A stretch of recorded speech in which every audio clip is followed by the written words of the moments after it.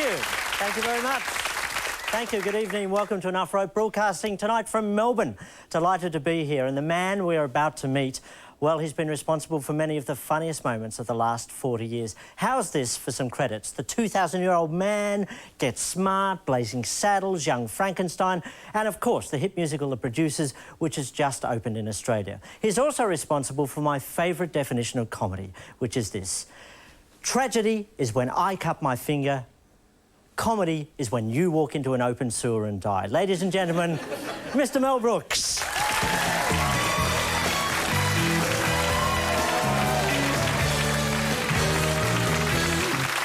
Welcome.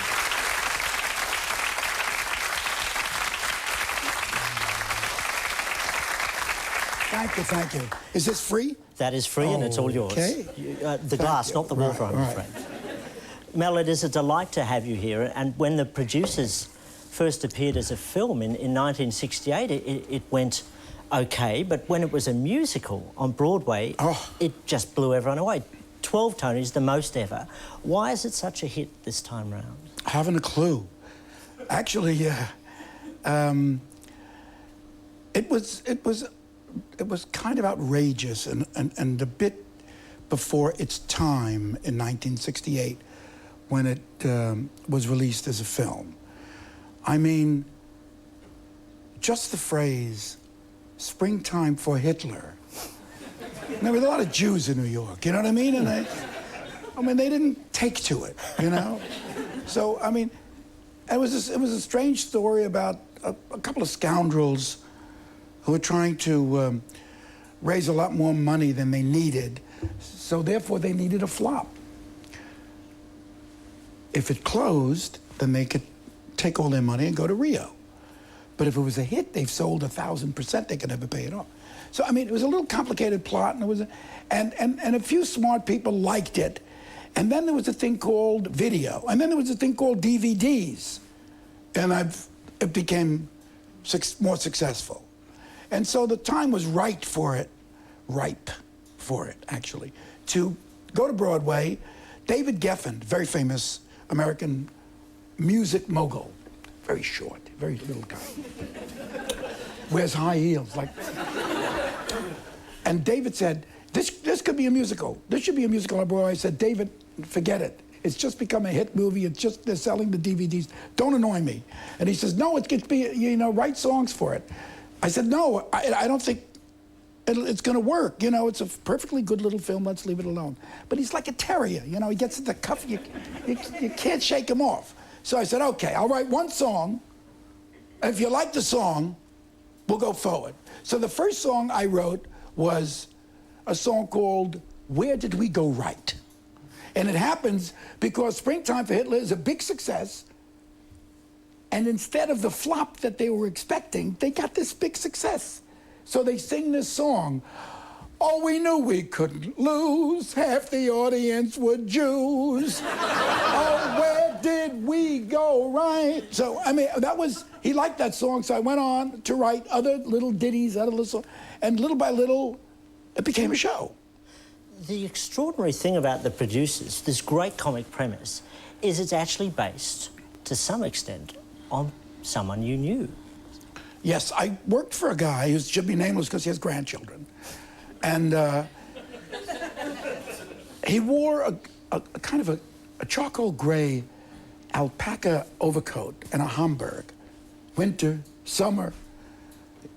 He wore that outfit. He was Max Bialystock. That was the guy.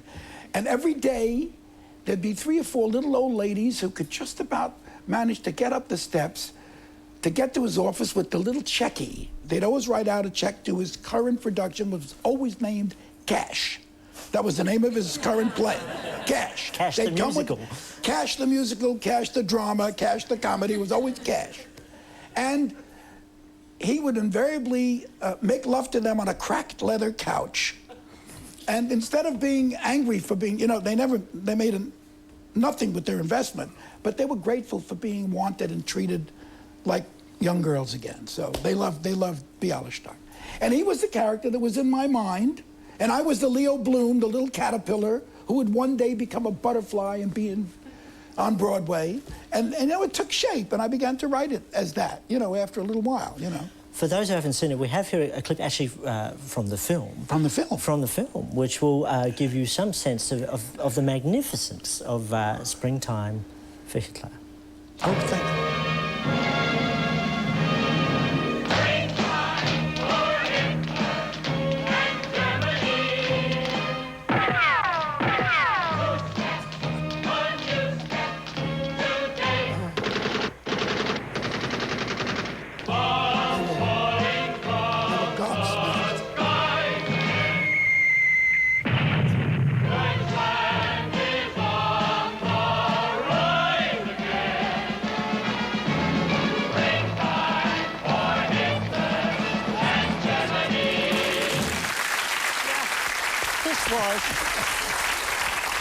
This was 23 years after the end of World War II. Up until that time, Hitler had pretty much been portrayed as a genocidal maniac. Yes. Perhaps unfairly. Yeah. And, perhaps unfairly. And now, very good. Yeah. Here you were putting forward as a comic premise. Was that really what it was like? People mouths open? Yes. I mean, when they saw the picture, a lot of people at the first performance at Fine Arts Theater on 58th Street in New York, a lot of people just got up and said, "Boo!" And they left. You know, they didn't think it was funny. They said, this is not a subject for humor. And I maintained any and everything is a subject for humor. And that humor is the conscience of mankind. And without humor, we'd have no unconscious truth to tell. There are some things that may not seem funny on the surface. Like, for instance, somebody said to me, could you do something about death? I said, yeah, I could have fun with death. They said, well, what? I said, well, this is true. Let me tell you a true story. This is a true story. I have a friend who was on the Show of Shows many years ago with Sid Caesar and Carl Reiner. Little guy, looked like you. He looked just like you. His name was Howard Morris. Howard Morris, unfortunately, lost his father, and I said to Howard, so you lost your father? He said, no, we didn't lose him. He's dead. We know where he is. You know? I mean, so you can have fun. You can have fun with anything. You've said that. How can your enemy bludgeon you to death if he's laughing at you? Right. Is ridiculing those you despise, is it effective or just immensely satisfying? Both. It's immensely satisfying, and sometimes it's effective. If you can make, you know, a dictator the object of ridicule and laughter, he's not going to have legs to stand on. But if you try and out-rhetoric him, you're going to lose, because that's what they're good at. Reingeschwurt, was ist gemacht und Schleswig-Holstein ist inne gemacht und Schleim. I mean, you can't beat them guys, right? See? Sorry, you're just remarkable. See how we're very good at it, right? Let's take this on the road. Yeah, now we march on Channel 9. Right. Bringing a production to another country is a scary prospect, because you know what's expected and you're not sure you're going to find the standard you need. Are you happy with what I'm very happy. I saw the show last night here in Melbourne, and it's very rare that Australian audiences will give a show a standing ovation, will stand up at the end. They don't. They're like the English. They're rather conservative about, they're not demonstrative. Except one girl I met on a street corner. She was pretty demonstrative for an Australian. But I mean, that's another story. Yes. As you tour Australia, you're attracting a lot of attention. I guess you're used to that. Do you find the media here, do they treat you well? Well, you know, here's the media. Just talk about the guys that take pictures, you know. It's right, Mel, over here, Mel, over here, Mel, Mel, over here, I'm over here, Mel. You know, they yell. Now, what you try to do when they're taking a snap, they're taking all these pictures of you, you know, and you try, you know, to be as engaging and as handsome as you can.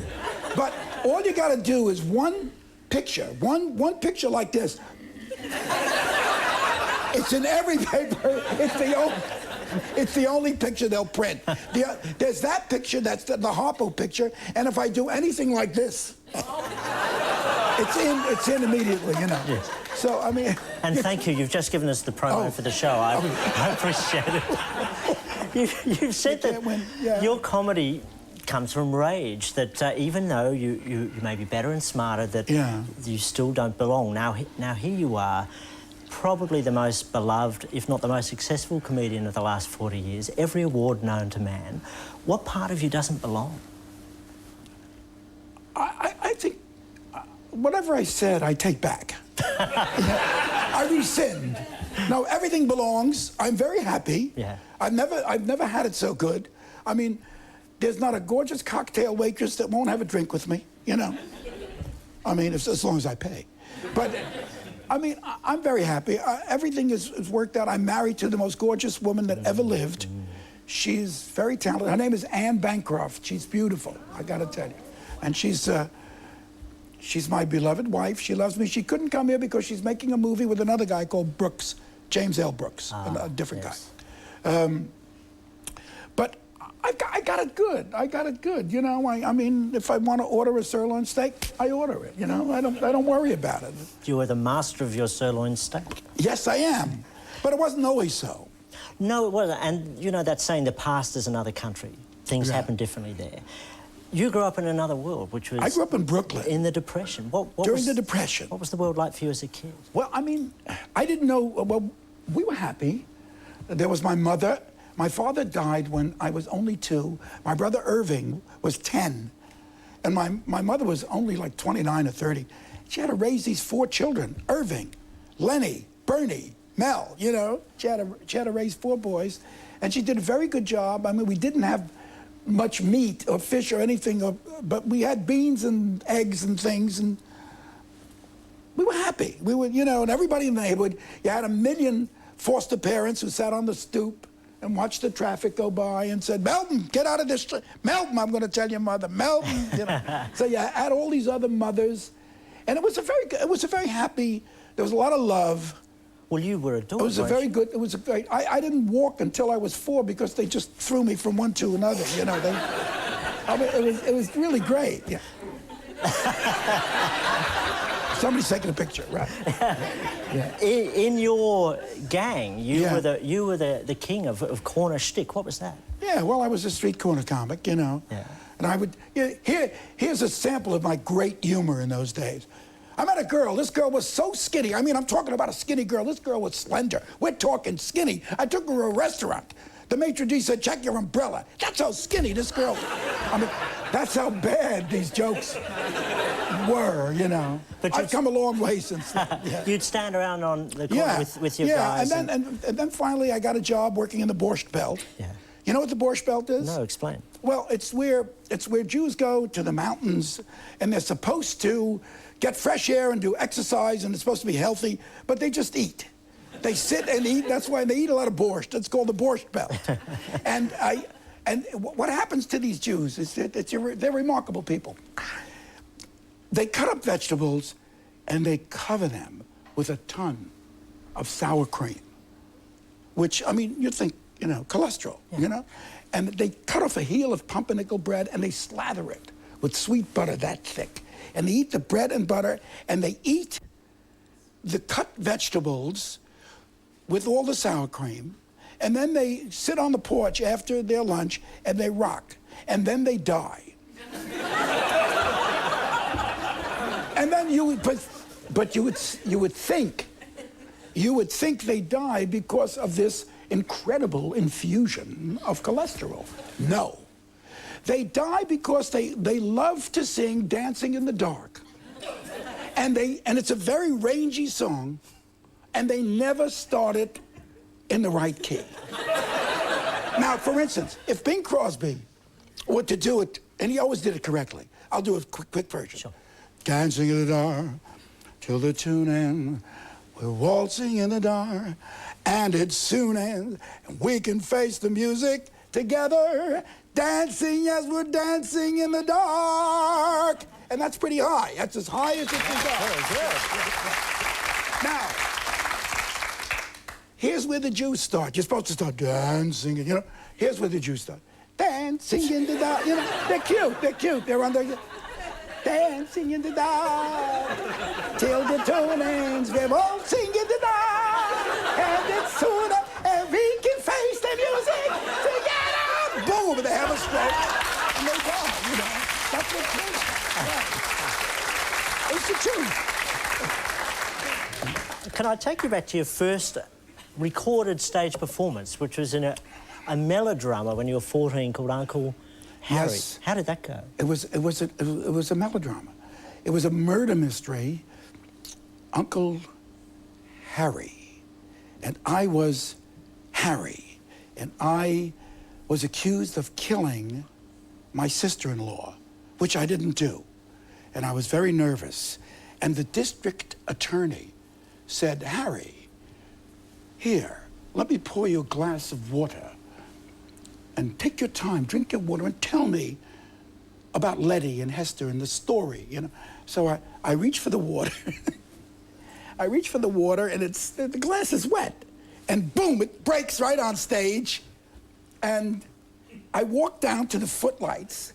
Can you follow me? I walked down to the footlights, and I had this wig, big white wig, and I took my wig off, and I said, "It's my first job, I'm only 14, I didn't mean, you know." And the director chased me across 3 different hotels to kill me, you know, to kill me.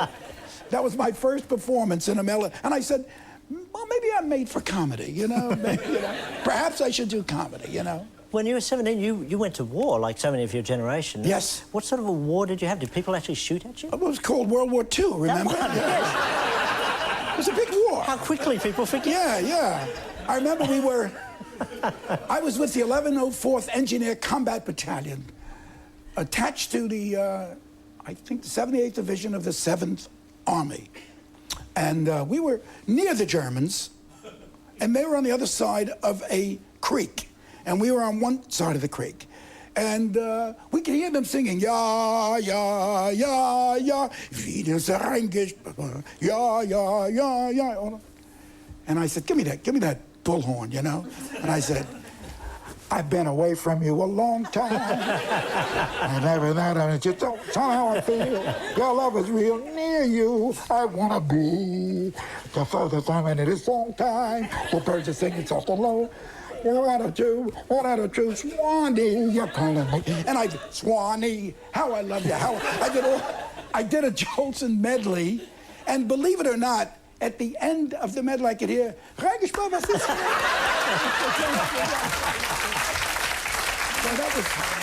Born to entertain. that was my wartime activity. Yeah. That's also where you did your first Hitler impersonation. Yes. Yes. I did my Hitler impersonation in the Army. To popular acclaim? Yeah, well, no, they didn't like it. Oh. Nobody really liked it. You know, they didn't think it was that funny. I mean, especially the Germans. No. Yeah, right. Skipping forward, after the war, there your first professional break was when you were working at a resort and the regular comedian fell over, couldn't do it. Yes. Maybe he'd been singing that song. And you were asked to step in. I did, yes. I did his poor material, you know, check your umbrella material. And then I began to improvise. I said, what's really funny? I said, what's really funny is what happened. What happened, you know? So that day, there was a maid who had just come from Poland. They all came from Poland for some reason, who locked herself in the closet, in the broom closet. And somehow she got locked in, and she couldn't. She was banging on the door, and everybody was in the pool, or everybody was, you know, on the lawn, and and you could hear from my, "Lass mir raus, lass mir raus, lass mir raus." She was screaming in Yiddish and Polish. So on the stage, but everybody heard the story eventually, you know. Yeah. So I did my umbrella joke, I did all my poor jokes, and then for no reason I just shouted, "Lass mir raus," and they went crazy because they remembered the maid that was locked, and I said, that's it. So when I began writing comedy, I said, I won't write jokes, I'll write little character pieces, little character studies, and that's how I began to write for Sid Caesar and the show of shows. Let's talk about this. A lot of people know in the golden age of television, in the 50s in America, perhaps the goldenest show was your show of shows, Sid Caesar. And in that writer's room that you were thrown into as, I think, the youngest, there were, amongst others, Neil Simon, Larry Gelbart, who created MASH, Carl Reiner, Woody Allen. What was it like in that room? Well, it was... I mean, we were all trying to get the king's attention, you know. Sid Caesar was the king, he was the comic. And we were the writers, and I remember one day I was saying, we were trying to write a joke about carrots, or some Bugs Bunny and carrots, and all screaming, me, listen to this, and listen to that, and I said, I got it. And Sid said, okay, Mel, what is it? I didn't have it. I didn't know why I didn't. I just wanted his attention. So I said, oh, this guy, he ate so many carrots that he couldn't sleep. He'd close his eyes at night, and he'd see right through his eyeballs. And Sid did it on the air. He got a big laugh. So he said, okay, and he kept me. The first thing I ever wrote for Sid Caesar was Jungle Boy. I created a character for him, Jungle Boy. Just stepped off an airplane from the jungle. And what do you eat?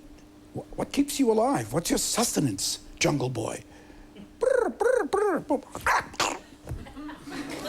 Pigeons. What are you afraid of? What frightens you? Buick. Buick? Buick scares you? Big light, big eyes. Jungle Boy, punch and grill, Buick die. And he did this character, you know, he kept doing this Jungle Boy character, and little by little it caught on, and then I began writing the German professor. You know, the mountain climber, and this German professor was an expert on everything. There was nothing that the German professor didn't know. I mean, he was brilliant. So he would be interviewed by Carl Reiner, and Carl would say,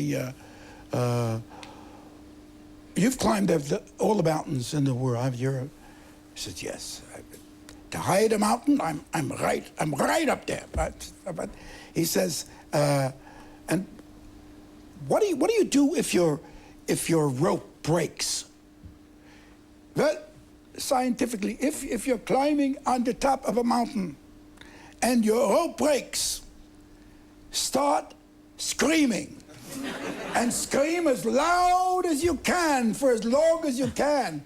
And Carl said, why? He said, so they'll know where to find you. Right. So this guy knew nothing, you know. Writing right. in that company for that show, what was the fuel for you? Was it anger, that anger that you say informs comedy, or was it fear? Well, it was competition, it was anger. It was also, I mean, we were like puppies, you know, in a litter of pups in a cardboard box. I mean, we hated each other, we loved each other. It was a wonderful early experience, and it was live. It was an hour and a half of live, no tape. There was no tape in those days. And I mean, if you made a mistake, Sid Caesar once came on stage, and he was supposed to go into the boardroom. He was the head of the CEO of a very important company. And his dresser, looking at the wrong cue sheet, put him in a Roman toga with a helmet and a spear. And so he rushes on stage. He sees it's the boardroom. He sees it's the boardroom. He sits at the head of the table, and he says, "Those damn costume parties, they last forever." That's good. That saved his life. Right. Did you get a buzz out of other people doing your jokes, or was a part of you thinking... No, I did. Yeah. I did. No. I never wanted to upstage them or do it myself. Yeah. I always felt... You know, Gene Wilder was the vehicle for my comedy passion. When we did The Producers, and he played Leo Bloom, when we did Blazing Saddles, and he was the Waco Kid, or when we did Young Frankenstein, and he was Dr. Frankenstein. It was the best. And then Gene Wilder, unfortunately for me, went on to write and direct his own films. So, I mean, I looked around for another Gene Wilder and I couldn't find it. And the closest I could find to Gene Wilder was me, you know, because I knew the stuff. So I did like my first movie, silent movie, with Dom DeLuise and Marty Feldman. And then after that, I did High Anxiety. High Anxiety. I did a little impression of Sinatra then. And after that, you know, I used myself for a while, and it was okay, you know, but it was never as good for me, honestly, personally, as working with Gene Wilder, because I could step back and see everything more clearly. I could see it. I could see the comedy better. When you're in it and you're doing it, you don't have a clear vision of it, you know, as well as you do when you're. You also left a wonderful television legacy in Get Smart. Now, I'm guessing that the shoe phone was actually the world's first mobile phone. Did you patent that? I never realized that. But we had a shoe phone, and you know, I met a guy from the CIA, about 10 years ago, and he said, you know, he said, I don't know how you knew it, but we actually have a room in the Pentagon that's lined with lead, ceiling, floor, walls, everything, no windows, and we call it the Cone of Silence. He says, and I'll be damned, we can't hear ourselves in that thing. just like you said. Did people from the spy community contact you to say, look, we've got some great stuff you could use? No. No, you never got that? No, they're all paranoid. You know, they're all crazy, you know. What's the matter with these people? Yeah, but once in a while you meet somebody and they would tell you about some shtick like the Cone of Silence, you know. That's fantastic. In '75, the film Blazing Saddles, your star exploded again. And remarkably about this, that famous scene where the sheriff takes himself hostage is also partly based on an incident in your own life. What was that? I don't remember. You were a kid and you stole a cap gun from a shop. Oh, it's true. Thank God, because I thought I might be interviewing the wrong person altogether. I was about 8 years old, and my friend Benji and I, we used to go to the Woolworths, and we'd cop little things like a sheriff's badge or you know, a yo-yo, little stuff that we could get away with, if we could get away with it. We often did, you know. One day I saw, and this was too big to cop, really too big to take. There was a cap pistol, beautiful, looked like a Roy Rogers 6-shooter, but it was fake, a little fake gun. But oh God, I loved it so much. So on the way out, I just grabbed it, put it under my jacket, and I ran, and at the door, the manager caught me, pulled me back, and said, I'm calling the police. You know, he's trying to scare me. I'm calling the police. Come into my office. I've been watching you. You can't get away with this. And I did something crazy and foolish. I reached in, got this toy gun and said, get away, I'll blast you. And he jumped back and I ran out. That's true. It's a true story. It was just amazing. It was an amazing... Even though he knew it was a cap gun. He knew it was. Well, he forgot for the minute. You know, somebody's pointing a gun at you. You know, you think twice. You know. Of the many great scenes in Blazing Saddles, probably the most famous is the fart scene, the baked beans around the fire. We call wind. Wind. I do apologise. I was thinking of Gone with the Farts. I'm terribly sorry. No, it's. Yes, it's not de rigueur to call them farts. Right. I sit corrected. Yeah. Why was that? I sit corrected is good. I heard you. Why was that scene? Why is that scene so funny? Because everybody loves a fart. What can I tell you? I mean, it's just a natural. You know, it's a great sound. Yeah. But we didn't make them on the set. We didn't do them when we actually filmed it. We just had them move, kind of, you know, indicate more or less, but. And then later, we took soap and water, and in the cutting room, we made those sounds. The other one, of course, is punching the horse. Now, I'm guessing that caused a bit of a stir. You're punching a horse. Many letters from concerned citizens, from the ASPCA, and from. But these animals are brilliant. They're trick horses, and they use a little bit of fishing line that you can't see, and when the fishing line is pulled, they know that unconsciously, I mean, they know to bend and roll. And they know how to roll, they're circus horses. So he missed the horse by a mile. I mean, it's just, when you angle something on a camera, if you put the camera in the right direction, it looks like, though you make the sound effect, and the cowboy, the guy riding it, pulls the horse's head at the same time, so it looks like he's actually hit, and then he rolls, and so. But I got 1,000 letters, you know. And also, I mean, there were so many. The black problem. I never got a letter from anybody black. I never got. It was only from super concerned, politically correct citizens who thought that you should never use the N-word. I said, but you've got to tell the truth. And besides, our hero is a black guy. He's a black sheriff. And in the end, Rockridge, the people of Rockridge really love him and realize that he has saved them. So our hearts were in the right direction. So, but I got a lot of letters. That movie, which was a huge hit, you made a very interesting comment once where you, just almost in brackets, you said fame, the enemy. What does having a huge hit like that do to your work, do to your career? Yeah, you know, first of all, two things. One, unconsciously you get lazy. You know, you feel, well, it's like you've climbed somewhere and you've hit a plateau. So you say, well, I'll sit down. I'm famous, I don't have to worry about it. Which is very bad for creative people. Creative people should always be striving. They should always be hungry. They should always be looking for the next place to go. And secondly, the terrible thing is that the audience, it stops you from experimenting because the audience gets jaded. They want a hit. They want a big success. And so you don't want to experiment because you say, oh, I'll disappoint the audience. They may not like, I better do something that I think is more commercial. And nobody knows. No creative writer knows what is commercial and what isn't. You just write from your heart. You write from the deepest creative urges in you, and you write from your soul, and you just either get lucky or not.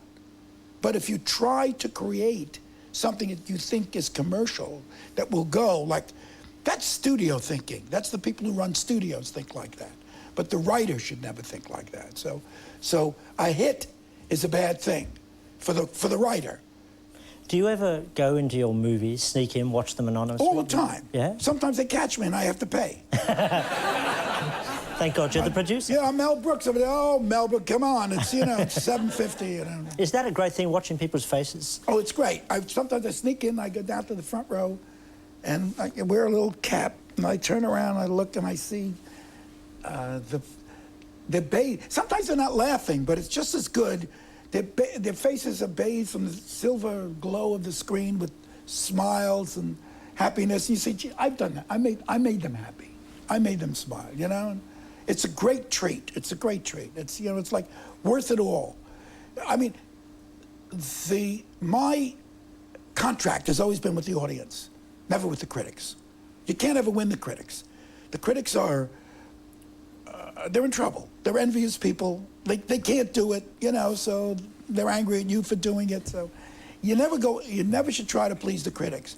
But you've got to please yourself, and if you please yourself, you'll please the majority of the audience, you know. Everybody has their favourites. I'm going to indulge myself and play a bit from my favourite movie of yours, which is, this is from Young Frankenstein. Need a hand? No thanks. Have one. Thanks very much, all the same. Just a moment, sir. I know everyone in this neighborhood, but I've never seen your face before.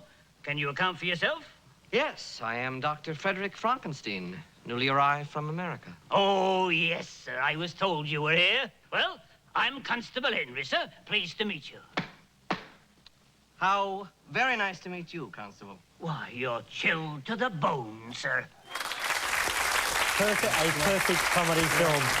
Now, I'm going to ask you probably a horrible question. We just saw Gene Wilder and Marty Feldman. Yes, yes. Of the many brilliant, funny people you've worked with, who is the one that gives you the gut-busting laugh, the one that makes you throw your head back? There's too many. If you say one, if I said Marty Short, then Gene Wilder, who's still with us, would be very upset. Working with this calibre of people, have you ever found yourself literally on the floor laughing? Yeah, sometimes. Sometimes I will actually grab my belly and fall on the floor and scream. Scream with laughter. And then are there people who are remarkably funny as performers, but who to work with is like pulling your eyes out? Yeah, I've heard about them. I've never worked with them.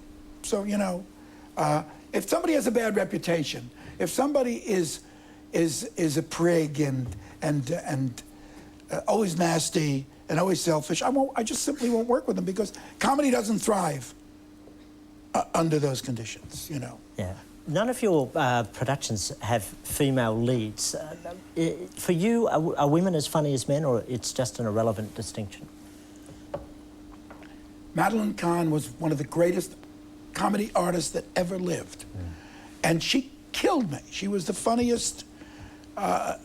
She was amazing. I mean, when she sang "I'm Tired" in Blazing Saddles, I'm tired, sick and tired of love. I've had my fill of love from below and above. I mean, she was amazing, you know. She did this Marlene Dietrich takeoff, you know. She was fabulous, you know. Yeah. So I couldn't measure man and woman, because Madeline Kahn was the best. She was as good as any man I ever worked with. It's a great answer. You mentioned... and Gilda Radner, Gene's late wife, was an absolute genius, you know. She'd make me fall on the floor and roll with laughter, you know. You mentioned before your wife, Anne Bancroft. Now, you are possibly the most Jewish comedian in the world, and Anne is not Jewish. She's not Jewish. How did your mum react to this? My mum smiled and stuck her head in the oven. Turned on the gas, and was ready to die. But so you were many times blessed, yes. Yes. And no, as a matter of fact, you know, Jews will accept a Gentile if they're a celebrity. You know? And my mother accepted Anne Bancroft because she was a big star. You know. You've also had 4 kids. Were you a funny dad, or did your kids? I had 4. No, I had 3 kids with my first wife and 1 with Anne. Yeah. My son with Anne, who's 30 now, his name is Max Brooks. He wrote a book. The book is called The Zombie Survival Guide. I don't know if it's hit Australia yet. Yeah. It's all about zombies. It's a survival guide. I mean, if you run into a zombie, you need this book. I mean, this book will teach you how to defend yourself, where to go, where to hide, how to avoid them, what they do, what they eat late at night. You know, it's the craziest book, and it's going to be a film. They want him to make a film of it. Because he wrote for a while for Saturday Night Live. He wrote for 2 years for Saturday Night Live. Now, how was it for him having a master of comedy for a dad? Tough. Well, it was tough. It was tough. He had a tough road to hoe, but he did it. I mean, he never complained, you know, and he's been his own man ever since he's 15. He's just a great kid, and you know, and I'm very proud of him, you know. That father-son thing, did he ever look to you for a critique? Oh yeah, he'd send me rough drafts of stuff that he wrote, and you know, and you got to be smart as a father. You can see a lot of wrong things, but you only pick 1 or 2 that can be corrected. So that you've got to be very encouraging, and little by little, his work got better and better and better, and now he really doesn't need me anymore. I mean, and I would never write anything about zombies, so he's gone in a whole other direction. You know. As a writer, you have what you call the God-given gift of observation. What foible do you have that's comedy gold? Foible? Yeah. How about anxiety attacks? How about shivering on the bathroom floor at 4 in the morning and shaking and calling for help? You get those? Never. Oh. Would you like to? Never had that. I'm guessing I said, how about that? I never went through that. No. Never? You never had high anxiety? No, I never. I used to throw up between parked cars once in a while, but you know, just a bout of nerves or so. No. I've had my every young person every young girl and boy going through some rites of passage will have a lot of emotional shtick. You know, it's because young people are disassembled at 14 or 15. They're just disassembled. And they're not reassembled until they're about 19 or 20, you know? And somewhere in between, they don't know where to go and to do, and they've got all these hormones and emotions, and, you know, so, I mean, you just got to be very patient with kids, you know, and give them, you know, give them some room, right? Right. So, as the man that made a joke of Adolf Hitler in the face of public outrage, is there any comedy you ever take offence to? no. If it's funny, I mean, I would love to see a very funny sketch about Osama bin Laden. I'd love it, because it wouldn't bother me a bit. If it's funny. If it isn't funny, it's in bad taste. I think striving to be funny and failing is in bad taste. But you can be funny about anything. I think The Passion needed a few jokes. I mean, that's all of my opinion. You know, Gibson could have used 3 or 4 really big jokes in that movie, but that's only my opinion. But anything can use comedy. Any subject needs comedy. Comedy leavens the bread. You know, the bread rises through comedy. Yeah. You know. I'm just trying to imagine where the comedy would have come in The Passion. Well, I mean, I think before he got to the cross. I mean, once he's there, forget it. No. I mean, then you're fooling around with too much, it's too big. That's right, yeah. But on the way, you could have some fun. Maybe you lose a sandal or something, yeah. you know. Tripped up by a Pharisee, you could have some fun, you know. Yeah. Have you spoken to Mel? Or a Jew could be pulling his beard and it could come off and, you know, stick it back on you. I mean, you could have some fun, you know. Just something to lighten it up. Right, to lighten it up. You're 78 now. Yes, not yet. No, almost. Give me a break. My apologies. I'm 77. 77. Is any of your childhood still with you? It's all with me. I'm still a kid. I mean, I've never, the kid in me has never succumbed to the adult, you know, to doing the right thing, you know. I've never done the right thing, so I'm still feeling like a kid, and I'm enjoying it. You say I'm 77 or whatever. I think I'm about 12, you know. I feel like I'm 12, or I feel like I'm 22, but I certainly don't. I mean, when I was a little kid, if somebody said they were 35, I said, oh, they're going to die soon. Wow, you know. But now, as I get older, it doesn't mean a thing, you know. My wife's mother, Mildred Italiano, that's her real name. Anna Maria Louisa Italiano is my wife, and Bancroft's name. Mildred Italiano is 96, on her way to 97 shortly. She lives above her daughter, Joan. Joan is married to Johnny Perna. They live in a 2-family house. She's 96. She makes her own bed. She cooks her own meals. She does the floors. She goes down to the market at the bottom of the hill and shops. Sometimes if she has a lot of bundles, Joan will drive down and help drive her back up. I mean, if it's too heavy. But, I mean, the woman, it's because she does these things that she's still healthy and vibrant and very alive.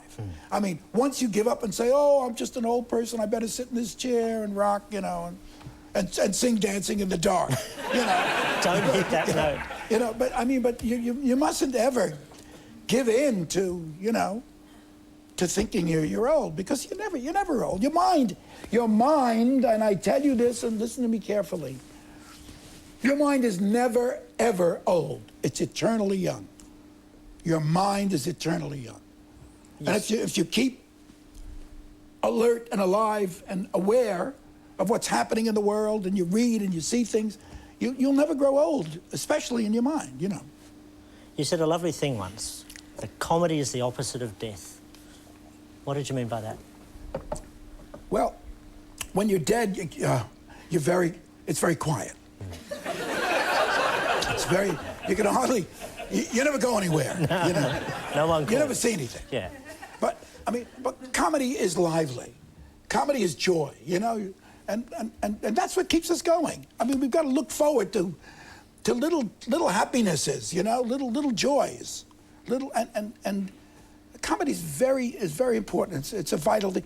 We underestimate its value, but we should see more comedies. I'll be richer if you do, you know. But we should all really see more comedies and the comedy shows are wonderful, and we really, comedy is life-giving. It's invigorating, you know. Mel, I really believe it.